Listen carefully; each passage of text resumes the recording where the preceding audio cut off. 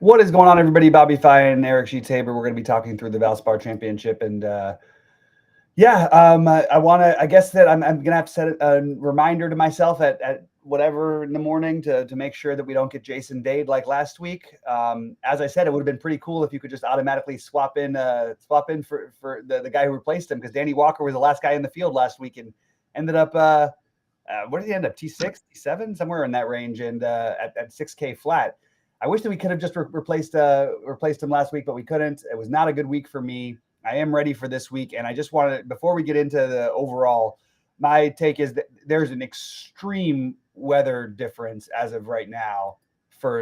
You want the morning late guys. The afternoon/morning are going to see wins on both sides of Thursday and Friday as of right now. So you want to really try to avoid. And honestly, based on the projections, I don't think they're taking that into account in a major way, which is kind of concerning. So I am going to be very heavily relying on tee times. That's my first take. Sheets, any overall thoughts before we jump into this? Yeah, so I do. And as usual, Bobby and I don't really talk about the slates before we start getting after it. And I was going to spend a good amount of the time addressing what you just said, more philosophically or whatever. So the thing that I always struggle with it's fun, about playing DFS is what people know and what they don't know, and what is baked into the projections and what is not baked into the projections. So you don't want to like double count stuff. Like in baseball, we always say, well, this guy has, if let's say a pitcher has a really big projection because he has high strikeout upside and this and that, and people come out and say, you know what, this guy's he's really good. He's got a good projection and he's got high strikeouts. Well, that's why he has a good projection. You know, it's all baked into there already.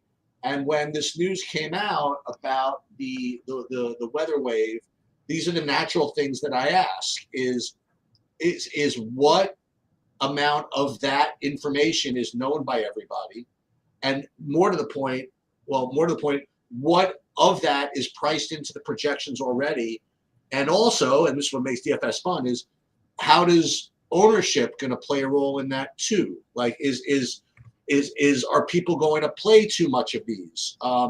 And you think that in an efficient market, it all gets kind of combined. You know what I mean? Like that there's no way that because I know that there's going to be a weather edge, I should be able to take advantage of it just just because of that, because it's either going to be factored into projections or it's going to be factored into the ownership. So that is a very important, question that you have to ask. And I think you've already tried to answer it by saying that you don't think that the projections are properly accounting for that. They're counting some, I feel like, but I feel like maybe not quite as exaggerated as I would have thought, I guess. Yeah. So let me tell you what my thoughts of this are. Is that I think you're going to see a very wide discrepancy in ownership between the 555 and the lottery in this particular day. I think that the amount of people that play the 555 that factor in the weather is going to be like 100%, not really, but like a good amount. And the people that play the lottery is going to be significantly less. I'm not going to say that no one's going to do it.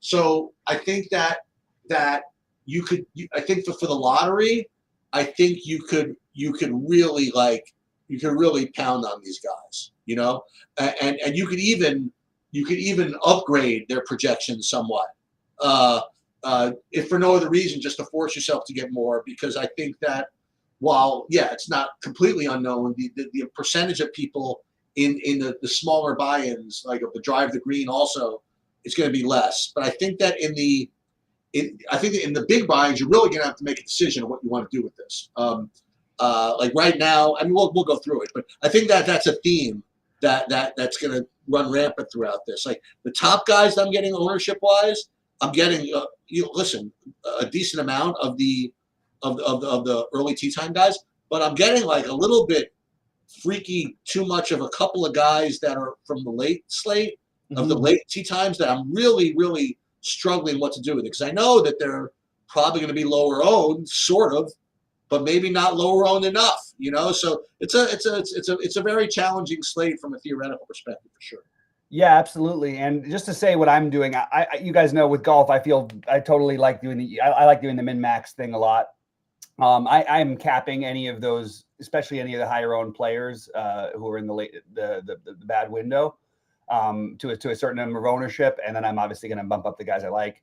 But I also did want to throw out that I think that this is like I say for basketball, it's tough to use, Sheets and Goldie's projections sometimes because it's hard to update between all the late stuff. I only use Sheets and Goldie's projections, or I use a combination of theirs with SaberSim every time. So I would encourage everybody to take a look at that. And we've got pay dirt stuff as well. So there's a lot of different ways if you're using True DFS that you could take advantage of getting different even from other SaberSim builders. With that said, I guess we're gonna start it off, Sheets. Guys over 10K. And I guess I'll throw out, who has the good Justin Thomas of the 10K guys is the only one in the bad window for what it's worth. Yeah.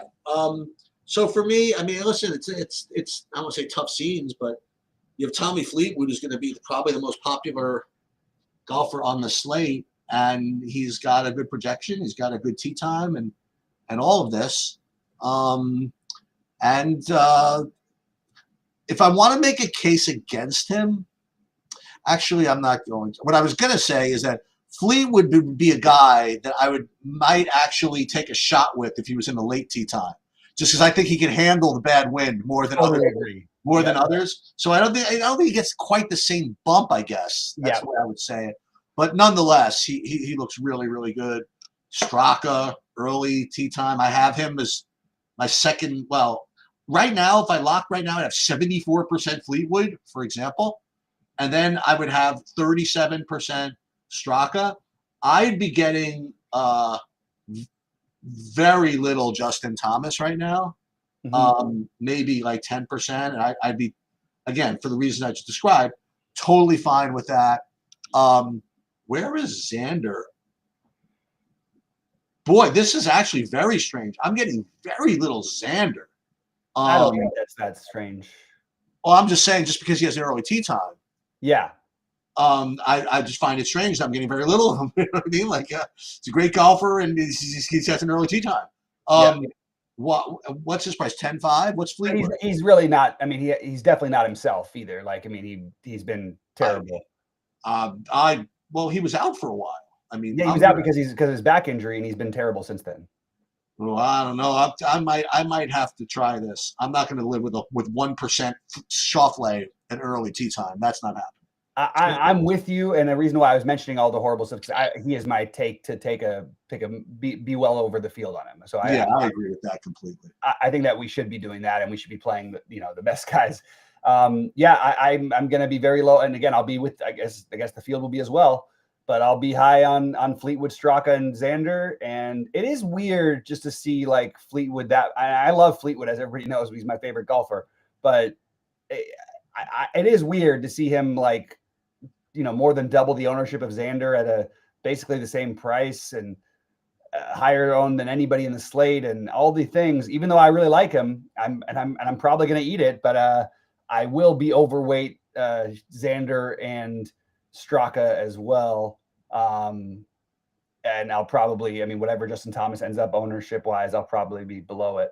That's what I'm looking at from the top guys. And you're going to hear me say, and I've had this comment a couple times from some shows I've done with Kenny recently.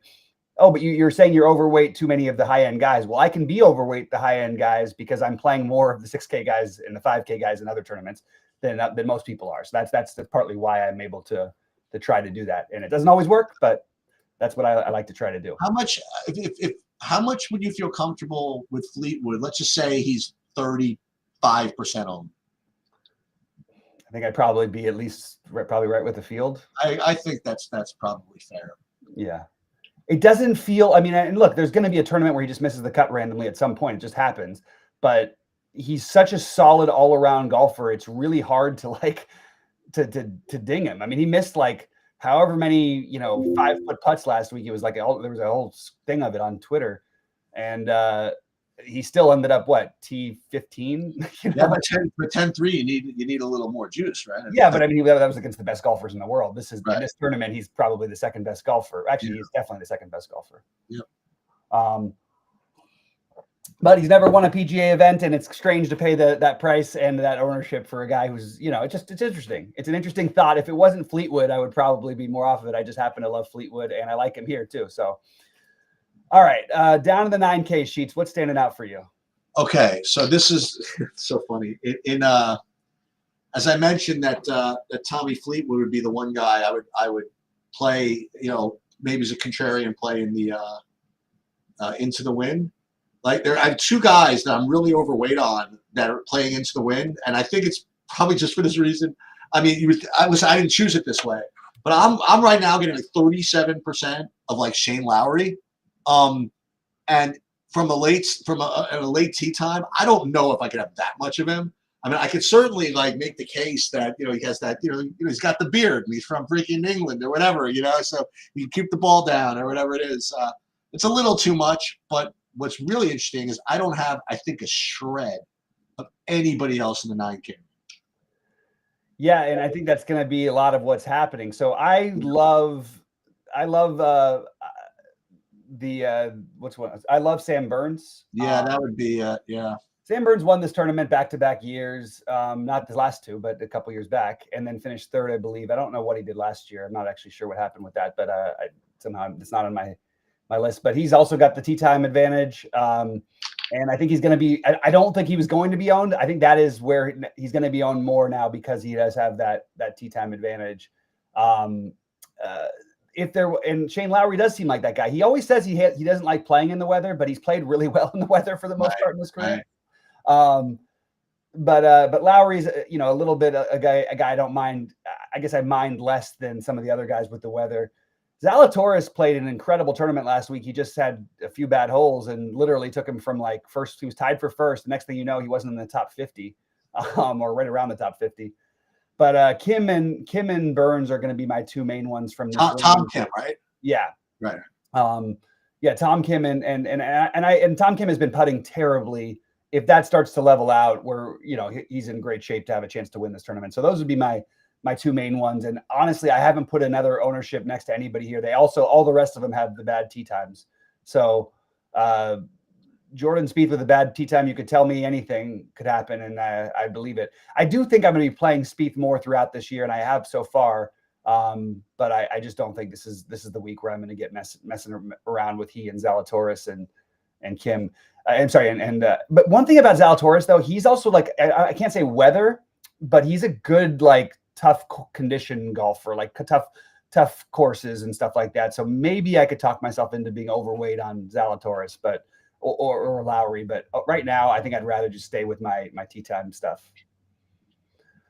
All right, 8Ks sheets. I got a couple of takes here. First of all, the other guy who I would play Into the Wind is an $8,800 Lucas Glover. Again, I imagine he's going to be lower owned even the 14% I have him here just because of his tee time, and his price doesn't seem that great, honestly. But I'm getting a decent amount of him. And the only other take I have is if you didn't lose enough money busting with Michael Kim last week, I'm not saying just to you, I mean like the industry in general. Yeah. You're going to have another opportunity at really high ownership this week, okay? Because he has not only the early tee, but he's got like the early tee time. He's got the 740. You know what I mean? Like he's got the 740, and I think the 17% ownership is low. I think it's going to be higher. And I don't know. I'm kind of inclined to fade it. I don't know. So those are my two takes. I'm getting too much of Lowry. I'm not Lowry. Who did I say? Lucas Glover right now. I'm getting like market weight of Kim, like 19%, but I think that's going to be higher. And I'm getting very little else in the 8K range for the reasons that you mentioned. You could play, by the way. Again, this is an early slate guy that people don't play too much of. Is Adam Scott. Yeah, that's not bad. What do you like in 8Ks? Yeah, and maybe I'm too locked into this weather, and it's worrying me that I might be, because I am all over Michael Kim, I'm all over Adam Scott, and I'm all over Ben Eon. Ooh, there's one. Ben Yan, okay. Those are the only guys in this tee time range that have the good tees. Everybody else doesn't. I really wanted to play Jake Knapp this week. I think he's really finding himself. I'm still probably going to be over the field on Victor until I don't care. Keep costing me money. There's going to be one tournament where he puts it back together, and I want to be ahead on it. It's hard after watching him to keep making a case for this every week, but I also was going to be interested in Luke Clanton before the weather. I was going to be interested in Taylor Moore before the weather. There's also one here. I was very interested in JT Poston before the weather.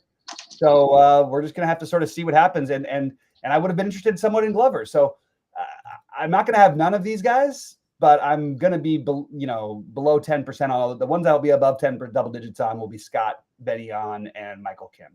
This is like the cool like Big T slate, right? I mean, like you're gonna all the early guys cashing for billions for like hours. Yeah, right.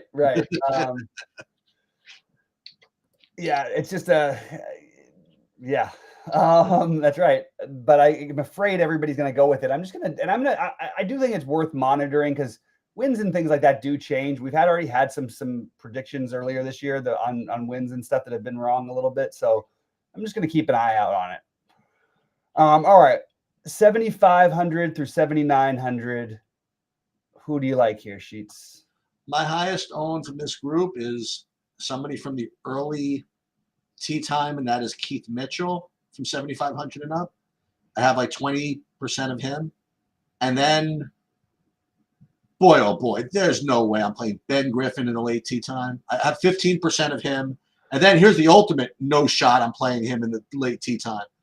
His price seems cheap enough, but 15% Sahith. I mean, he's missing the cut from this freaking line. Actually, he gets it back on the, whatever the next day, but actually he doesn't. He's missing the cut, right? How is he making the cut?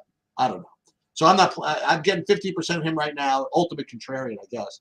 And then I get Kurt Kitayama. Yep. Some of that. So that's my 7,500 and up group. Yeah. I like Kitayama. What about? I'm curious why the field isn't more interested in Steven Yeager here. I guess they are now. You know what? He's a little more on than I thought. So Yeager, Mitchell, Bezadenhout, Kitayama, and Hogard are the guys I'm double digits on in this range. If you wanted to talk to me about some other guys, I'd be open, but those are the main ones for me. Thomas Dietrich would be next. I really want, if he had a good tee time, I was going to play the low on Rasmus Niergaard Peterson, but we got the bad tee time, and I think it's going to be tricky. You get the bad golfer too. Yeah, I actually am going to be overweight. Thegal is one of the few afternoon guys that I'm going to be overweight on. You like him? Okay. All right. I just think this is way too cheap, and he's probably like one of the best 6 golfers in this field. So I'm just justifying it that way. All right, 7K to 7,400. Yeah. So all right, I got some dudes. I have currently 35% of early tee time Harry Hall. I have 34% of early tee time Junior Bridgman from the Milwaukee Bucks. I have, do I have to do this really? 20% Matt freaking Kuchar. I have 20% Max McGreevy. No, he's late. He's a late tee timer. Ooh, that's interesting. And then I have $7,100 Kevin Roy, early tee time. And then, it's almost like a palindrome. I have Kevin Roy and Rico Hui. Rico Hui, I have him also at 7K and an early tee time. So I got a bunch of those guys. Yeah, we're that's so different. I'll go back to I'll go to the other Hogard as being one of my favorites, Nikolai, and I will go to Jacob Bridgman. I like Billy Horschel a little bit. I don't usually love to play him out of Florida as much, but I think that again got the wave advantage also. Joe Highsmith, and as you mentioned, Harry Hall. I think those are my main ones from this range, and is that it? No. Kevin Yu, as you mentioned. I think you mentioned Kevin Yu. Kevin Yu, Johnny Vegas. I've got like 5% of those guys. Nothing crazy. One I do like that I was a highly volatile golfer, Matt Wallace. I think is worth taking a shot on. So he was my other one from that little range. And I did end up with a little bit of Kevin Rory, even though I wasn't trying to go out of my way to do it. So those are the main ones for me. Wait, let me see. What does Sheamus? Yeah, Sheamus got the bad tea time also. Jeez. I mean, some of these guys with the bad tea times are going to get there, but it just feels harder. Oh, and also you mentioned Rico Hui. I do have Rico Hui above the field as well. All right. Under 6K sheets. You mean under 7K? Under 7K, excuse me.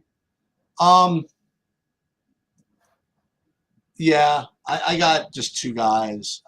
One is the guy from last week, the Walker, and the other one is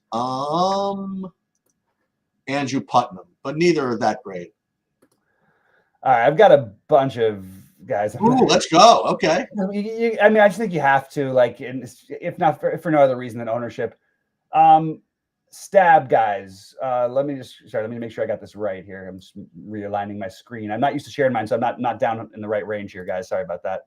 Let me just go down to the range we're in.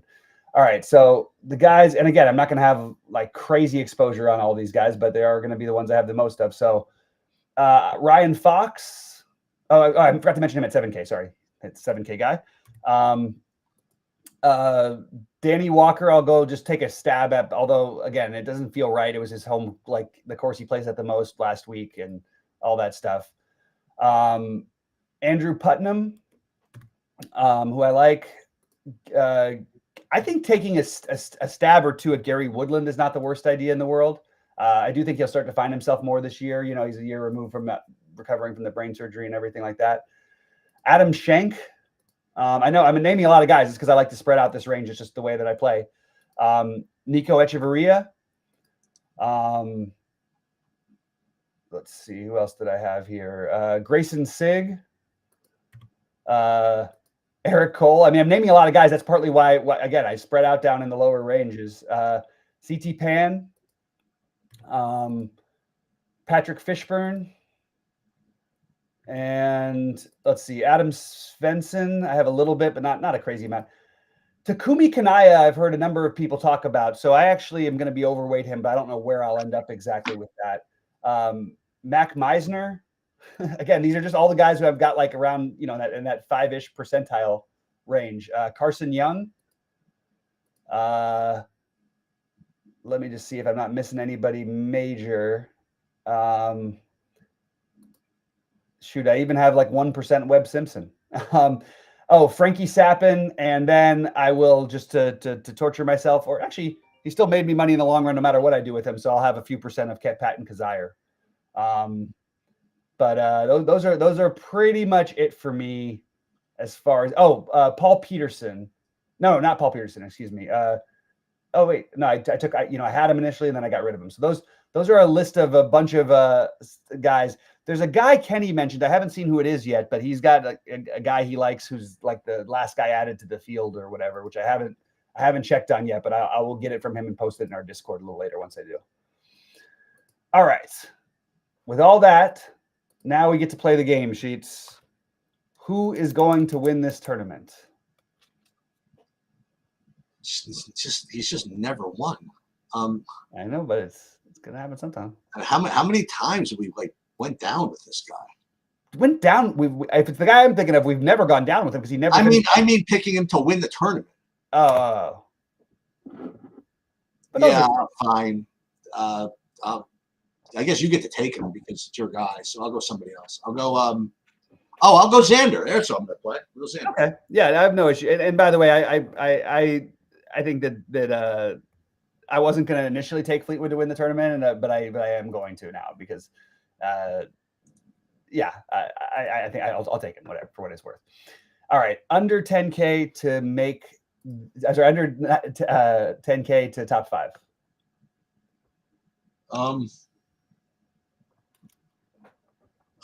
Goodness gracious. Under 10K to top 5. I'm just not going to play this guy from the early tee times, and yet like nobody in this freaking range. Under 10K? Yeah. Oh, this is awful. This all of it's bad. Okay, you know what? Even though he's going to be like popular or whatever, I'll go Michael Kim. How about that? Okay.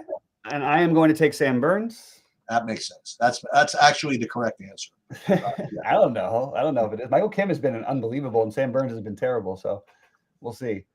All right, under 9K to top 10. Under 9K to top 10. I was struggling enough to find someone to top 20 under there. Under 9K to top 10. All right, how about a guy? How about Luke Clanton? How about that? Luke Clanton. Okay. Okay. So we got the counter tea time there. Yeah, we had to get one of them in there at some point. Man, am I going to go all the way down here? I guess I am. I'm going to say, there's really nobody in the AK. Okay, you know what? I'll say Adam Scott and just why not? Just leave it at that. But I was going to go down lower, but I just can't. I'll take under 8K to get top 20. I'll go Harry Hall. Okay, like that. And I will take. Well, there's a lot of guys I like here. I think I'm going to take Kitayama. I think I'm going to take Jaeger, but Kitayama was next for me. All right, and then under 7K to make the cut. Well, you gave like 100 guys, so you have a lot to choose from. I'll just go with Andrew Putnam. Okay, well, he was one of my guys, but let's see. I do have a bunch of them. You're right. Okay, so under 7K to make the cut. Who do I think is most likely of these guys? Well, I mean, who's going to make a run? Who makes the cut?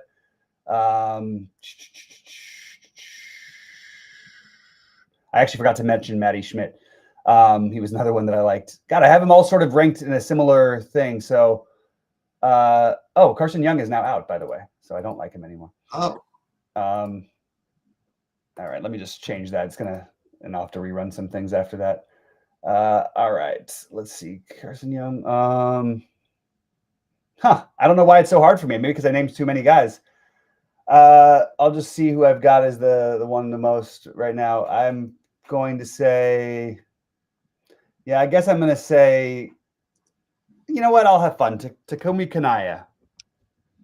Okay. Is that an actual name, or did you just make that up? No, I didn't make it up. I promise. That's actually a person? That's a person.